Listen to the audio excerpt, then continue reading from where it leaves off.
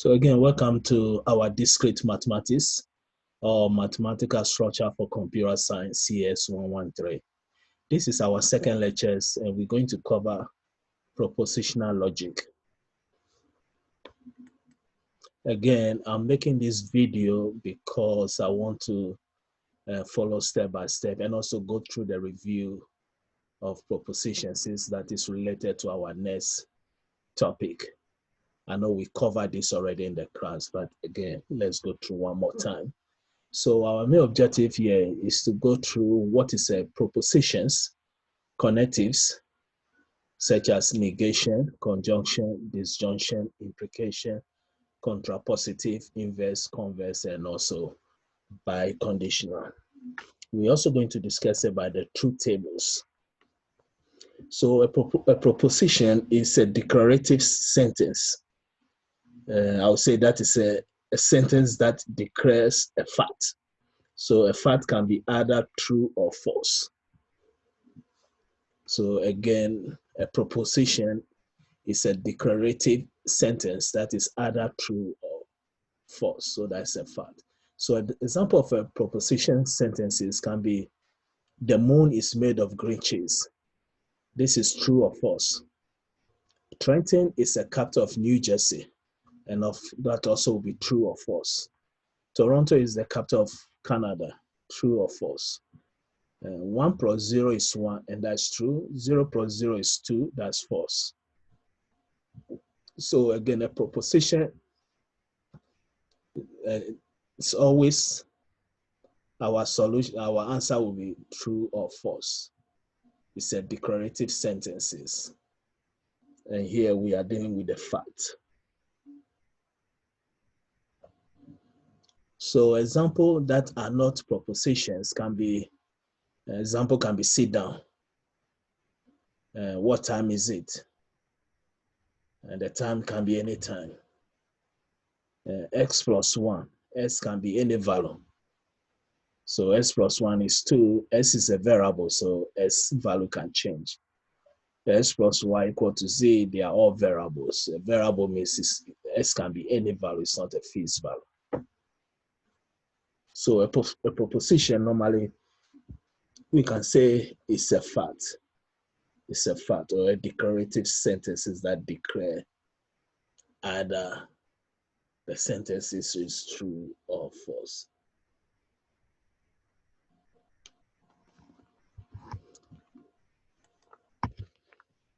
So constructing a propositions, here we need to have a variable. So here we have a variables P, Q, R, S. Again, the variable can be any variable, but in this course, the textbook we are using, this is the common variable that they gave us.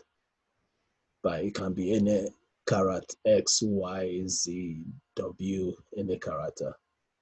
And this section, anytime we are constructing a proposition, we normally use variables with logic operators. So this is propositional logic. And in logic operations, always give us the answer is true or false. And that's where negation, these are all the logic operators: negation, conjunction, disjunction, implication, and biconditional. We shall go through each of them. So the proposition that always true is denoted by T. And also a proposition that is always false is denoted by F. So we may have a compound propositions. Normally is constructed from logical connectives and other propositions. So a compound means we have two or more statements, in this case, sentences or variables together. And these two variables must be joined with a logical connectives. And these are the logical connectives again are negation, conjunction, disjunction, implication, biconditional. So first we go through a compound proposition for negation. And this is the truth table of a negation. So a negation of proposition P is denoted by not P. So the symbol we are seeing here means not. So, and again, that's why it's called negation. To negate means to do something opposite. So if P is true, negation of P will be false. Sometimes we use the term also complement. The complement of P, if P is true, the complement of P will be false. Or if P is 1, the complement of P will be 0. So that's the truth table here. And also negation, we use the term a unary operator. It takes only one P variable, one propositional variable. So if P is true, negation of P will be false. If P is false, negation of P will be true. So again, the symbol in front of P is called negate. So here is the example. If P donates, the health is run, then negation of P donate that it is not the case that the health is run. So opposite. If P donates that I'm going to school, then not P would donate that, or negation of P would donate that I'm not going to school. So yeah, the head is round. P, negation of P means the head is not round. So we move to the next logical proposition, conjunction. So here, conjunction is a binary operator. So it takes at least a minimum of 2 variables. So here we have a P and Q, 2 variables. The symbol for conjunction is like upside down V. So the symbol right here again, or we read it on the truth table, P conjunction Q. Conjunction normally goes with operator multiplication. Or sometimes we use the term AND operator. We will discuss about Boolean algebra and also logic diagrams. We may go through this. So if P is true and Q is true, then P conjunction Q is also true. Now, if any of the P or Q is false, or both of them are false, then P conjunction Q will be false, so the rest are false. So we only get true if both P and Q are true. That's for conjunction. So it's like a Boolean algebra multiplication. And we know true times true, or 1 times 1 is 1. Normally we represent true as 1 and false as 0.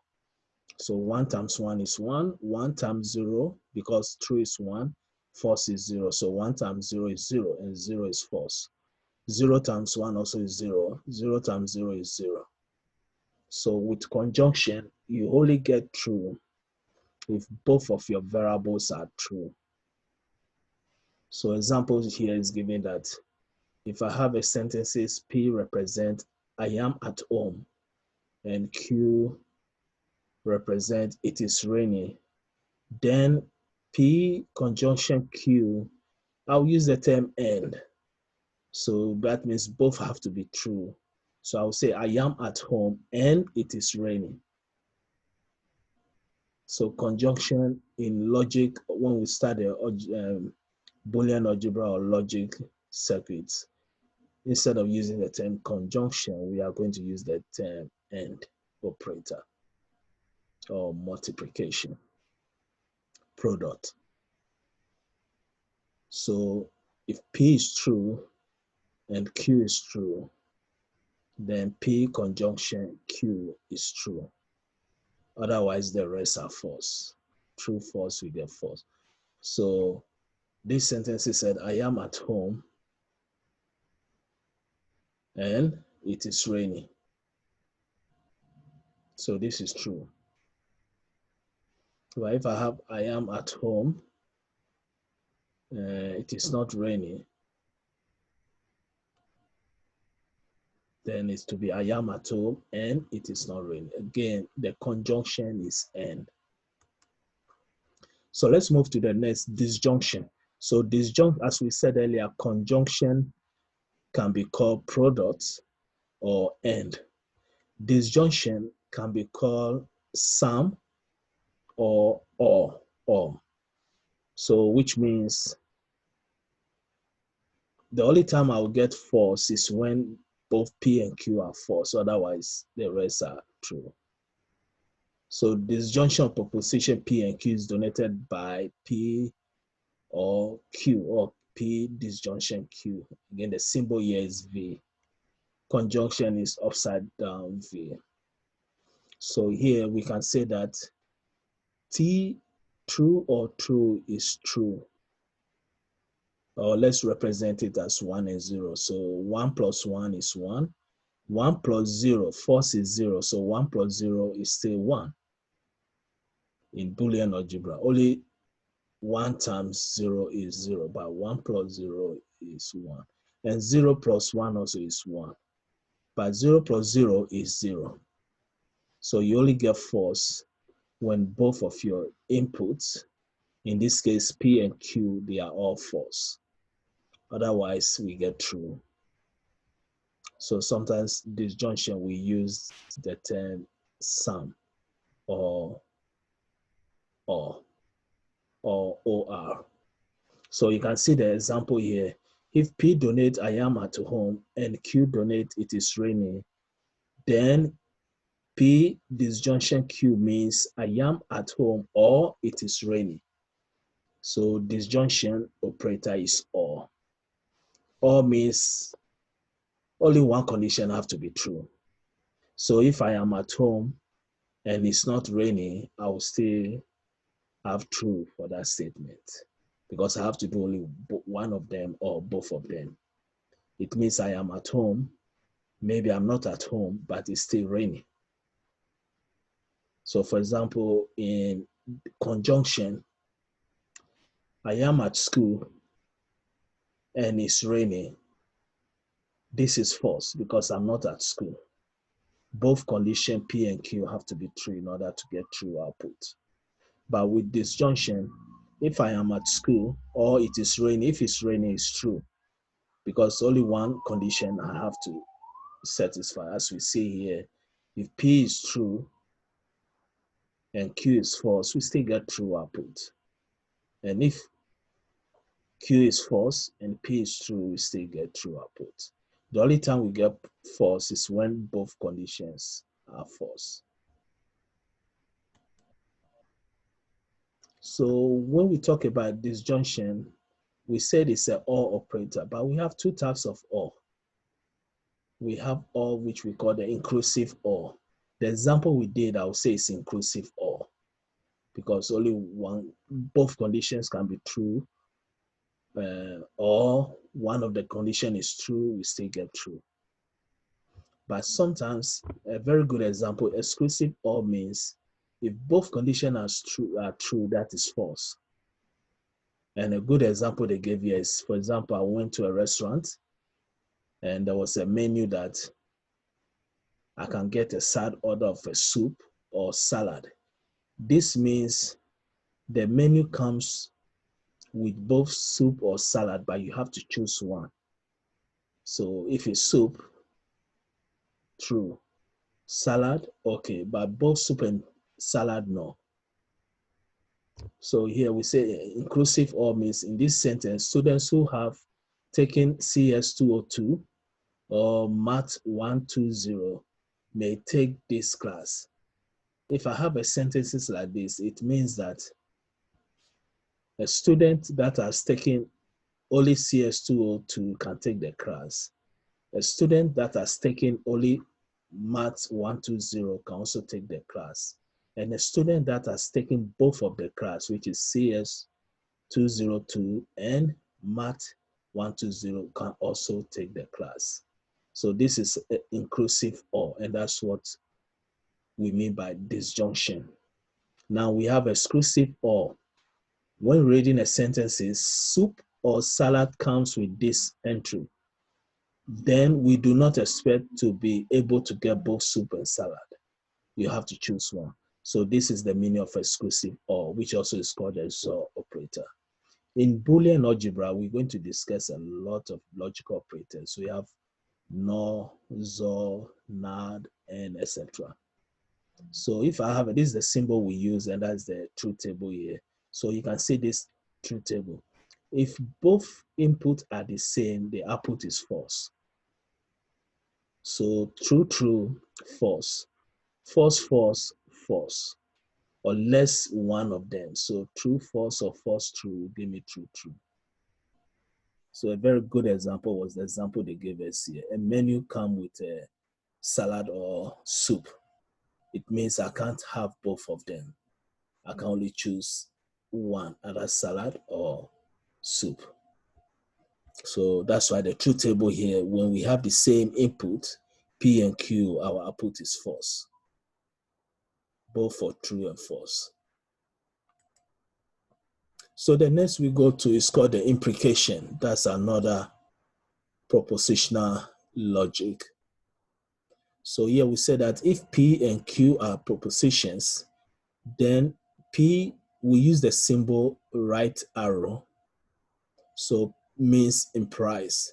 So then P implies Q is a conditional statement or implication, which is read that if P, then Q. And this is truth table.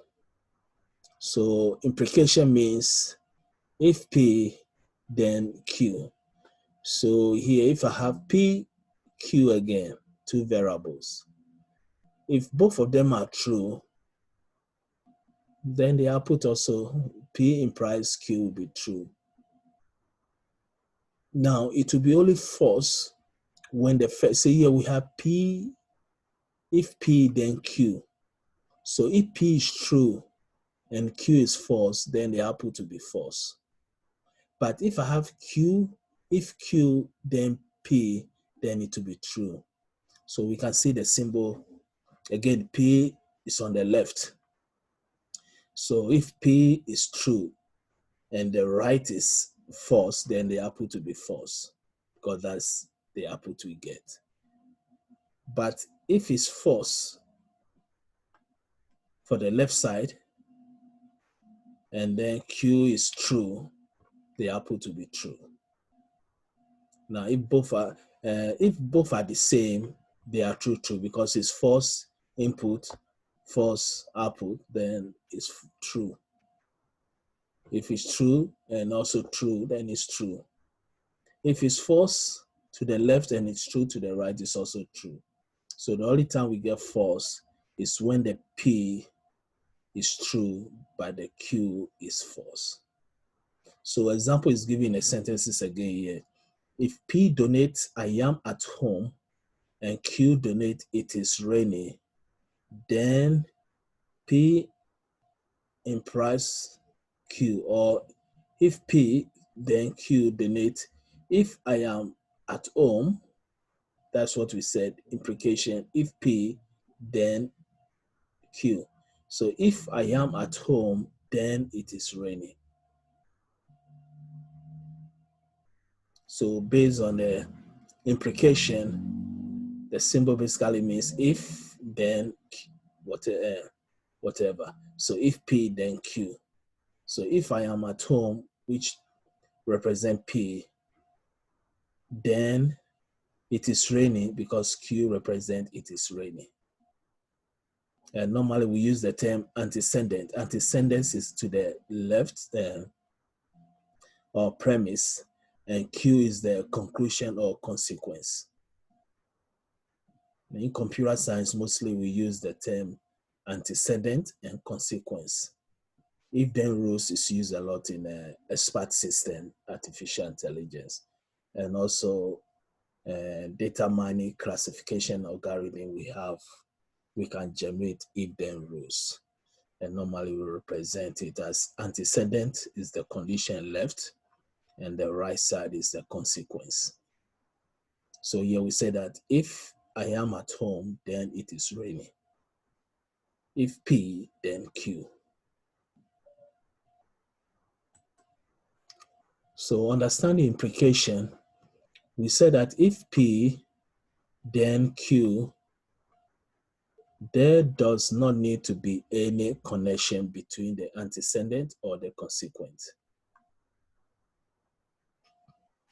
Antecedent in this case would be the P, and the consequent is the Q. The meaning of if P, then Q depends only on the true values of P and Q.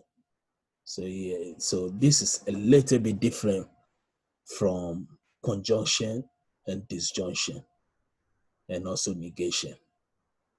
Here we don't need to apply any rule here. We don't make any connection here. If P, then Q, we have P and Q. So this implication are perfectly fine, but would not be used in ordinary language. So for example, if the moon is made of green cheese, then I have more money than Bill Gates. If the moon is made of green cheese, then I am on the welfare. Or if 1 plus 1 is 3, then your grandma wears combat boots. So these are some examples. If then. And always with the truth table, if P is true and Q is false, that's the antecedent is true, consequence is false, then the output is false. Apart from that, everything is true. True is true. False true is true. False is true. So one way to view the logical condition is to think of an obligation or a contract. So this is another example. If again, we start with if then. If I am elected, then I will lower taxes. If you got 100% on the final, then you get an A. So that's the whole concept of implication, is if then. So if the politician is elected and does not lower taxes, then the voters can say that he or she has broken the campaign pledge. And this will give us the output of false, because antecedent is true, by consequence is false. So these are some different ways of expressing the implication if then P. So we can say if P then Q, or we can say if P Q. Q unless not P. And this is very interesting. Q unless means the opposite. So we have to negate P. So Q unless not P is the same as saying if P then Q, because unless is opposite. Now Q if P, this means Q still is our consequence. P is our antecedent. Or Q whenever P, same thing. Or Q also follows from P. So if P then Q is the same. Or sometimes which I always use is the implies. I'll say P implies Q, which means if P then Q. Or we say P only if Q. So we write opposite. Q when P. P is sufficient for Q, or Q is necessary for P. So next we move to our subtopic, what is a converse, contrapositive, and inverse. So at the moment we finish it with our propositional logics, negation, conjunction, disjunction, and the last one was implication. So next we move to how we can form a sentence. A sentence will be given to us, and we have to form it as a converse or contrapositive or inverse. So here we say from P then Q, we can form a new conditional statement. So a question will be given P, if P then Q. The converse of if P then Q will be Q, if Q then P. So here we say if P, then Q is the converse of Q, then P. So it's like we are changing the antecedent position to consequence, then the other opposite. Now we also have a contrapositive. Contrapositive means if P, then Q, then it will be not Q, then not P. And we call it contrapositive. Then inverse, you can see that inverse stay the same place. So the inverse of P, Q, it will be not P, not Q. So inverse is like negate or change. But contrapositive, we went contra, opposite, against. So it's not Q, then not P. So first we change the position, then we negate it for contrapositive. Converse, we just change the positions. So if P, then Q, it will be Q, then P. Then contrapositive means change the position. PQ will be QP, then invert both of them. So it will be not Q, then not P. So here they give us example. Find the converse, inverse, and contrapositive of it's rainy is sufficient condition for my not going to town. So we can see that we have rainy will be P, not going to town is our Q, because condition said it's rainy is a sufficient condition for my not going to town. So we have the condition and the response. So the solution for converse will be, when we look at converse, all we need to do is to change the position. So if P, then Q, then it will be if Q, then P. So here you can see what is the question again right here, for not going to town. So we say that if I do not go to town, then it is rainy. So it's like Q come before P. But previously we say it is a sufficient condition for my not going to town, rainy. Rainy is a sufficient, so rainy is P, not going to town is Q. Now we turn it around, Q, not P. So we say not going to town, then it's rainy. But if then. Then the next inverse, we said the inverse, all we need to do is to change everything to negation. The P will be in its position, the Q will be in its position. So you can see here, we say it's rainy is sufficient condition.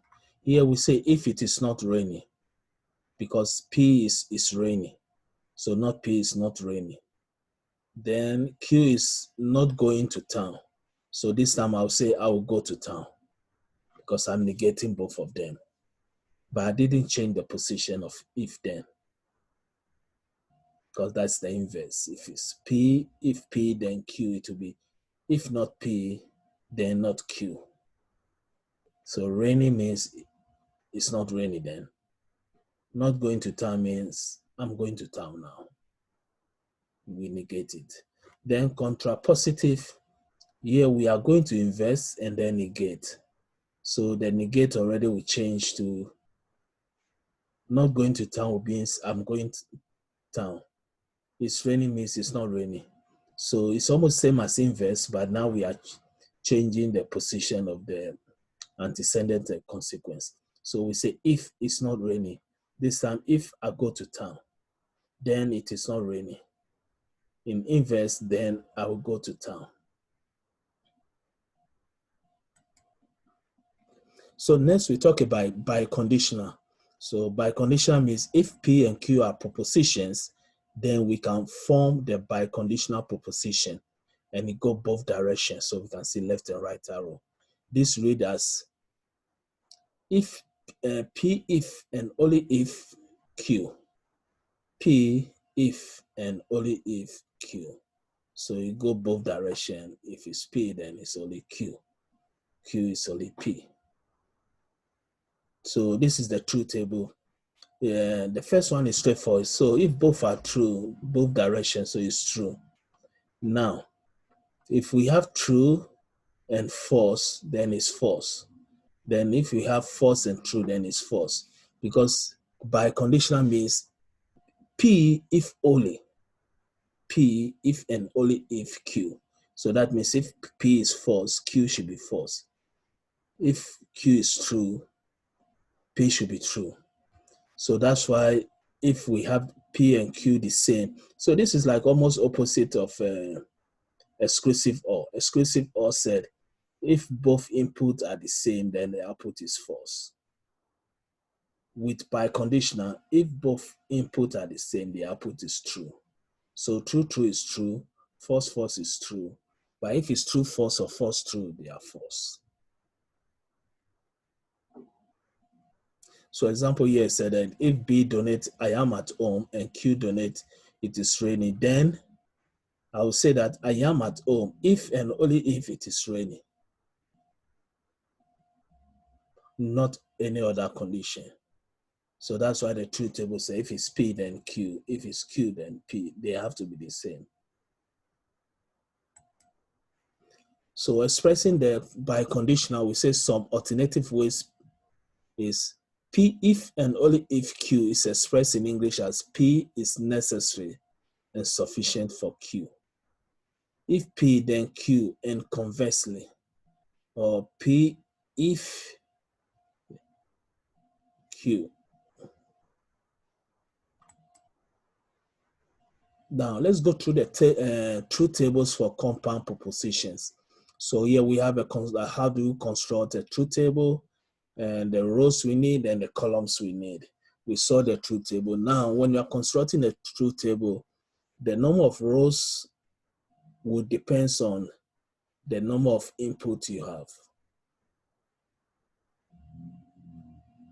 When I said the number of input, I mean the number of variables you have.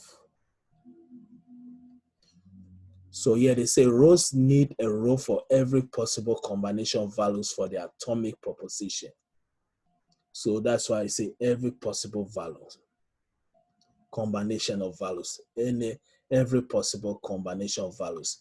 So this means if I have only PQ, we know it's only, and this is logic, it's only true, false.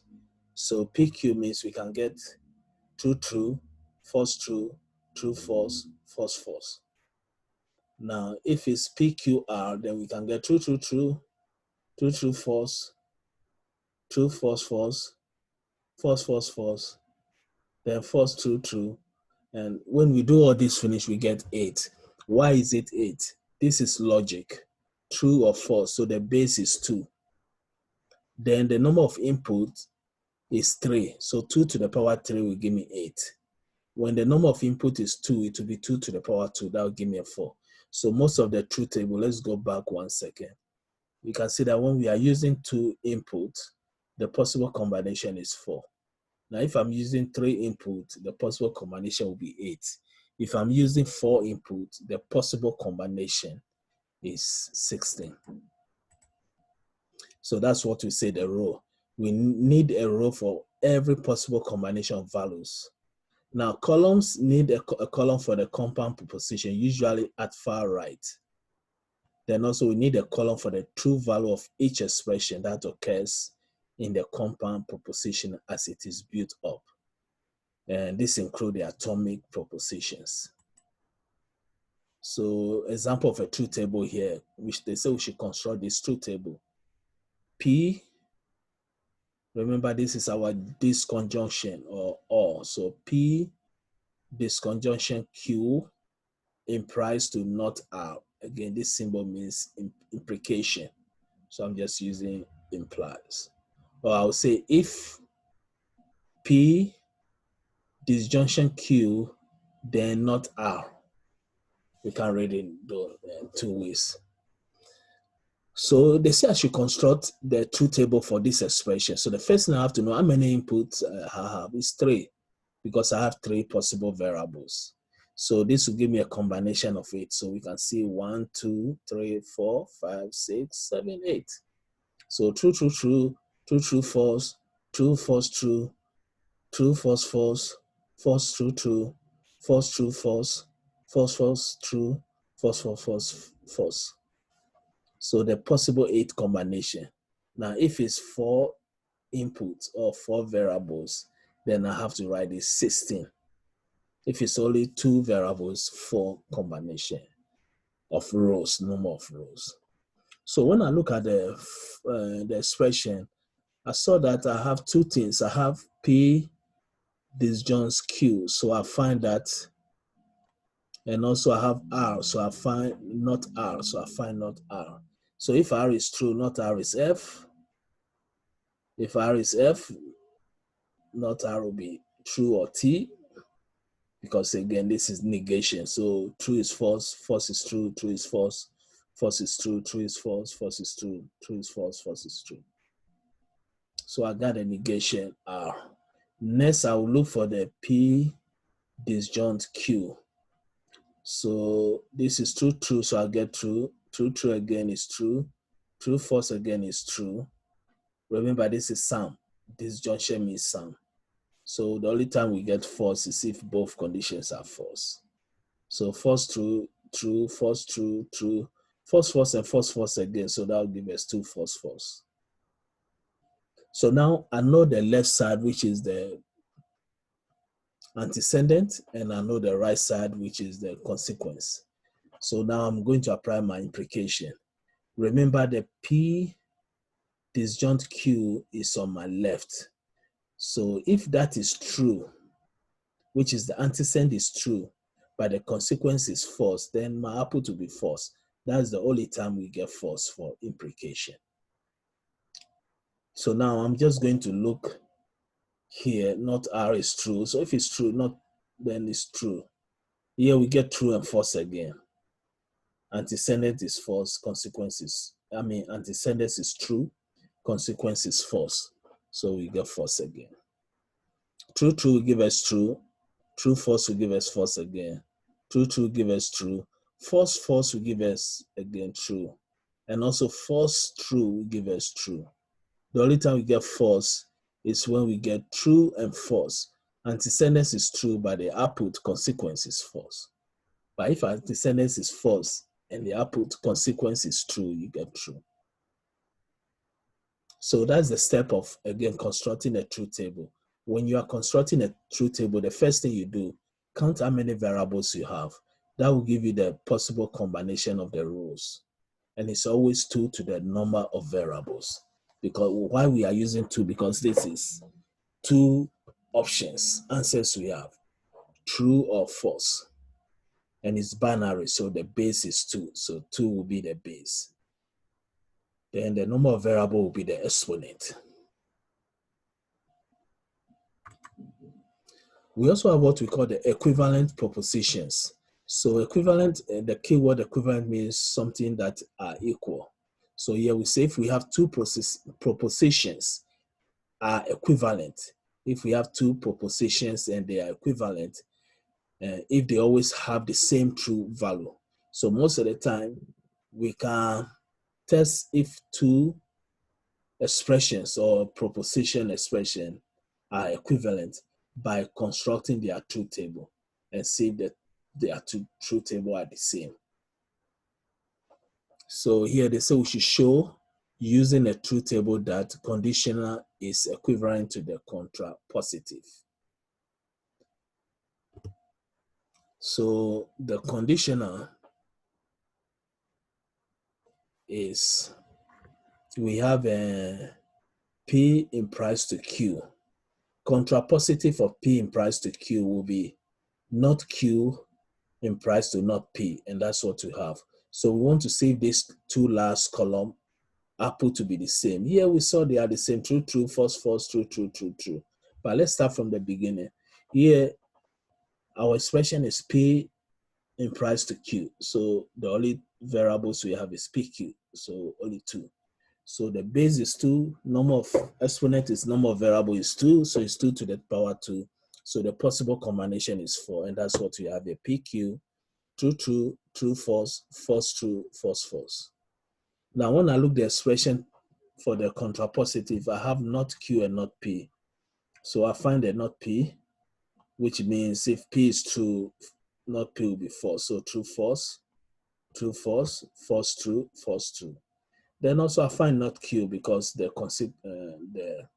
antecedents for the contrapositive expression is not Q, and consequence is not P.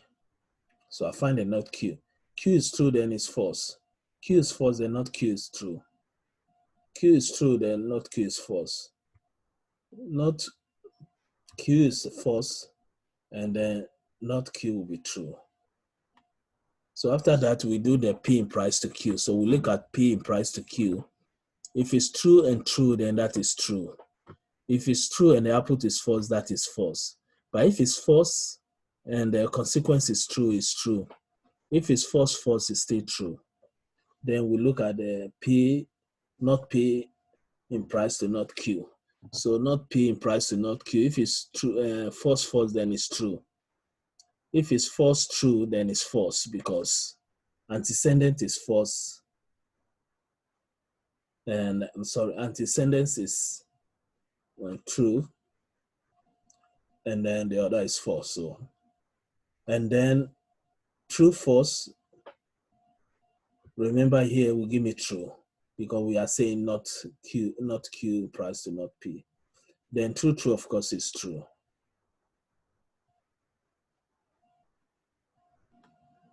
So if I have false and the output is true, it's true.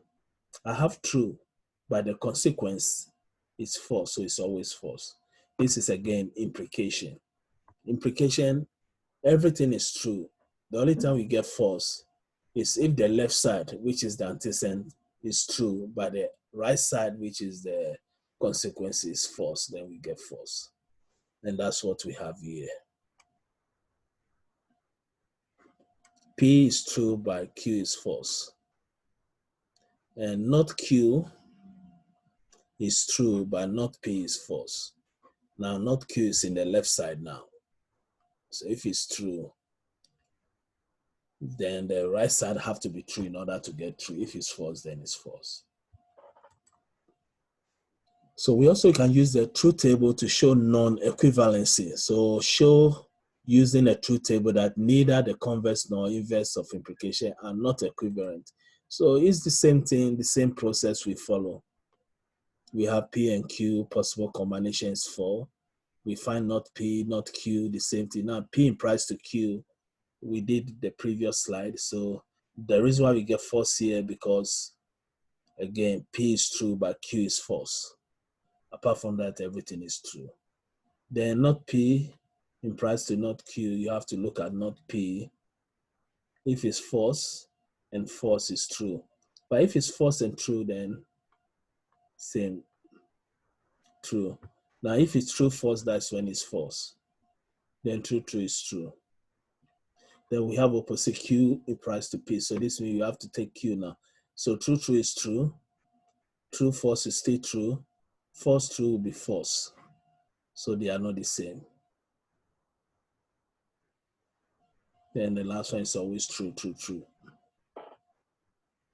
So here we can say that P implies to Q is not the same as Q implies to P. And P implies to Q is not the same as not P implies to not Q. But it's the same as Q implies to P. Because as we said, we have to change, if we are doing contrapositive, Q implies to P, it will be not P implies to not Q. We change the position of P and Q, then we negate both of them. So that's why the last two lines are the same. But P implies to Q is not the same. So now let's see some problem here. How many rows are there in a truth table with n propositional variables? As we said earlier, the base is always 2. You want to know the number of rows, it depends on the number of variables. So it will be 2 to the power n. So solution will be 2 to the power n. And we will show how this is done in chapter 6 of the course textbook we are using for this course. Now note that this means that with n propositional variables, we can construct 2 to the power n distinct, that is not equivalent propositions. Also, we have the precedency of logical operators, same as the arithmetic operators concept. So always negation is the highest. Like in arithmetic operation, I think parenthesis always highest, then the square, multiplication, division, then addition, subtraction. In logical operators, especially when we start the Boolean algebra, when we have expression evaluating, the first thing we evaluate to be the negation. Then second can be multiplication, which is the disjunction. Then of course addition, which is multiplication is conjunction. Then addition is the disjunction. Then implication, then biconditional. So always again negation first. Then we have our excuse me. We have our conjunction, disjunction, implication, then biconditional. So here we have some problem also. Question number 1. They say which of these are proposition? What are the true values of those that are propositions? So here we say do not pass go. So you can say that this is not a proposition because it's a command. It's like I'm giving a command, do not pass go. So here we say this is not a proposition, it's a command. And also what time it is. Again, this is not a proposition, it's a question. So first it's like I'm giving you a command, do not pass go. What time is it is a question, so it's not a proposition. Now there are no black flies in May. So there are no black flies in May. This is a proposition. So the answer will be either true or false. Is there any black flies in May? Yes or no? So proposition. Here the answer is C. This is proposition. That is false. Here they say that if you have been to Maine before, you will know the answer, but the answer is false. Our goal here is we want to know whether it's a command, question, or propositional. Now, there are no black flies in May. This is propositional and it's false. 4 plus x, again, x is a variable. It can be any value. So 4 plus x equal to 5. If x is 10, then the answer is false. And s also can change more than twice. So this is not a proposition. So 4 plus s equal to 5 is not a proposition. Then the moon is made of green cheese. This is a proposition because it can be true or false, and we know the answer is false. Now 2 to the power n is greater than 100. This is not a proposition because everything depends on the value of n. N is a variable. It's the same as saying 4 plus x equal to 5. If s is 1, it's correct, but what of if s is 2? It's 6. So the same thing, 2 to the power n greater than 100. This condition can be false if n is 2, 3, 4.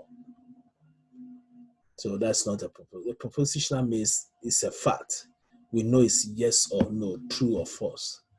It doesn't change. Value can change.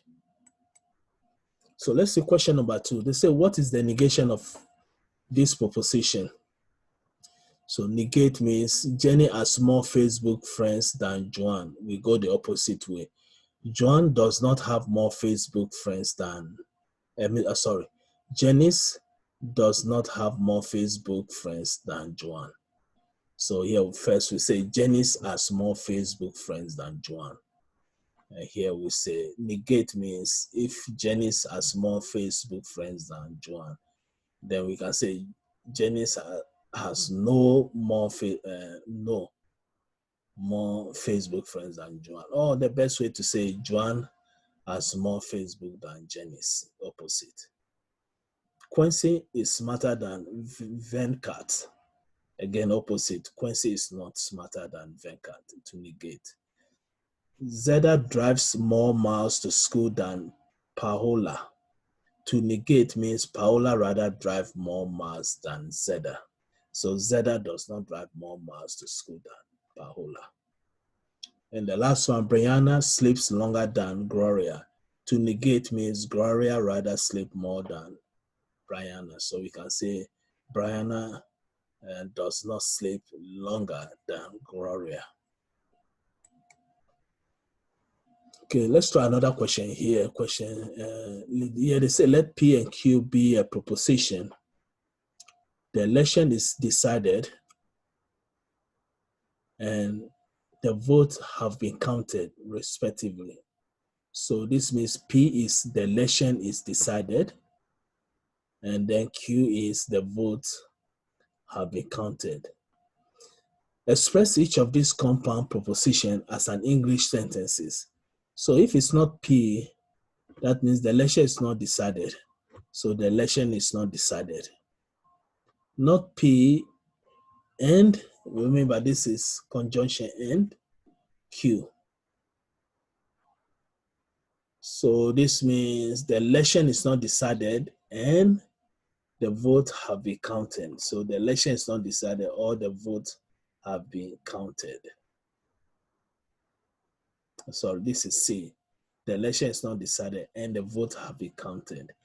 B, we have P and Q, or P or Q. So it's P disjunction Q. So the election is decided or the vote has been counted. Now D, we have Q implies to B. So I would say that if the votes has been counted, then election is decided. So if the votes have been counted, then the election is decided. Then E, we have not Q implies to not P.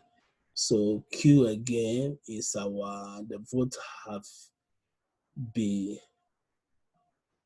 So we say that if the votes have not been counted, then the election is not decided because not P, not decided. And also F said not P implies to not Q. So the same thing opposite of E. If the election is not decided, then the votes have not been counted. G said this is me P and if only for Q. So here we can say that G, the election is decided and if and only if the votes have been counted. Biconditional means if and only if. So P, if and only Q. And the last one we have not Q, disjoint, not P and or conjunction Q. So here, since we have two together, we can say that either the votes have not been counted or else the election is not decided, not P, and the votes have been counted. We know P's election is decided, so not P means election is not decided. And Q means the votes have been counted, and the symbol here is N. So we have, and the votes have been counted. And so one more question here, they say we should construct a table for the following. So first thing we do, count how many variables is 4, PQRS. So you can see that the possible combination is 16.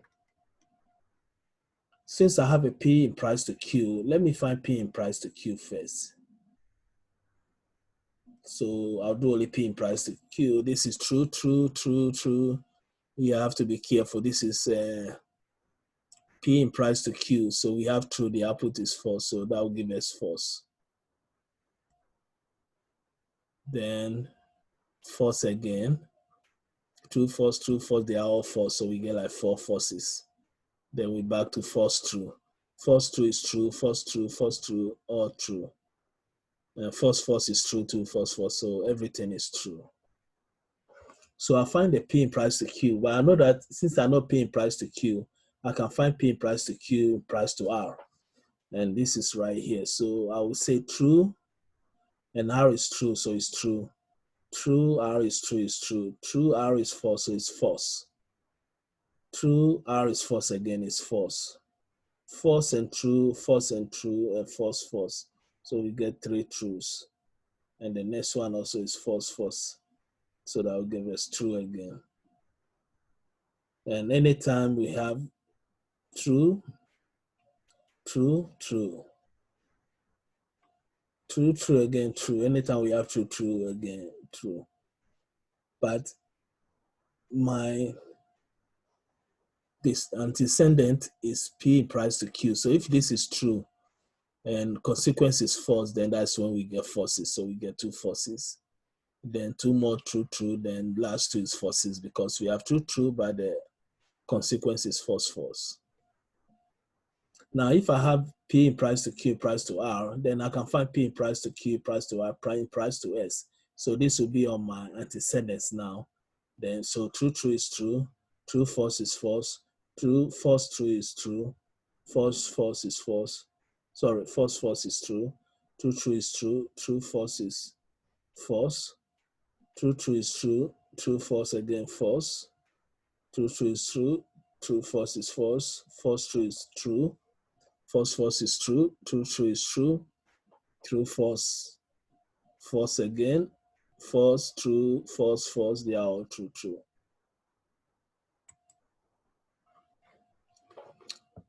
So the next question says we should state the converse, contrapositive, and inverse of each of the condition given. So let's go through. If it snows tonight, then I will stay at home. So the converse here will mean if I stay home, then it will snow. I have to change PQQP. Then contrapositive means I change it, then I'll negate it. So I'll say if I do not stay at home, then it will not snow tonight. So contrapositive is like the negation of converse. Converse means you change the position of the antecedent and consequence.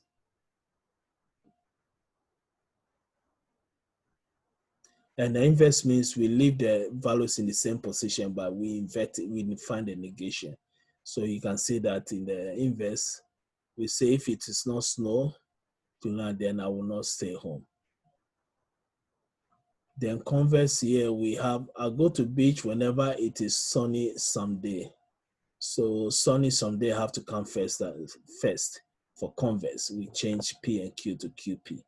So we say that whenever I go to beach, it is sunny day. Contrapositive means I'll leave it as converse, but I'm going to negate it.